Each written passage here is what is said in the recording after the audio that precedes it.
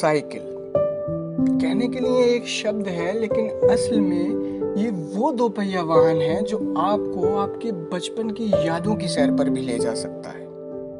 तो आइए चलते हैं आपकी उन्हीं यादों की सैर पर। साइकिल अक्सर किसी के दादा और किसी के नाना का अपने नाती पोते को चलने के लायक हो जाने पर दिया जाने वाला पहला तोहफा, जिसे हम थोड़ा बड़े हो जाने पर चलाना चाहते थे और चलाना सीख जाने पर बहुत इतराते थे, जिसे हम बचपन में यूं ही गलियों में दौड़ाते थे, कभी दोस्तों के घर चले जाने के काम में लाते थे। वैसे तो हम इतने बड़े नहीं थे, लेकिन रिक्शे वाले दादा नहीं आते थे तो स्कूल भी इसी से जाते थे। इससे ही दोस्तों के साथ बरसात में हम बाहर भीगने जाते थे।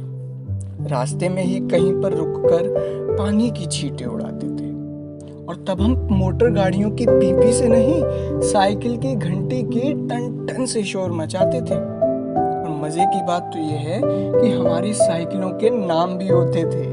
उसको कुछ लोग टार्जन मारुति तो कुछ लोग पिन पिन कह के बुलाते थे। मुझे याद है वो दिन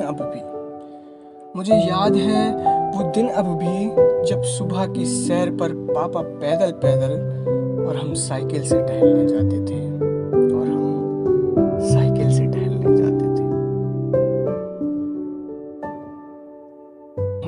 साइकिल, ये दादा या नाना का वो तोहफा जिसे हम टार्जन पिन कहते थे, वो हमारी सेहत के लिए और पर्यावरण के लिए भी बहुत ही फायदेमंद है। इसकी आवाज हमारे कानों के पर्दे नहीं फाड़ती है, इससे वो जहरीला धुआं नहीं निकलता है जो कभी दिल्ली और देश के विभिन्न राज्यों में धुंध और रोजाना होने वाली हजारों मौतों का कारण बनता है।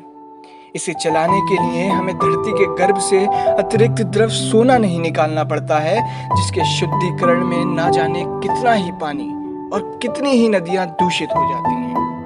साथ ही जब हम इसे चलाते हैं तो ये हमारे लिए व्यायाम का जरिया और पर्यावरण के लिए बिना प्रदूषण का वाहन होती है। ये पर्यावरण संरक्षक होती है। तो आइए साइकिल चलाएं, सेहत बनाएं, पर्यावरण बचाएं।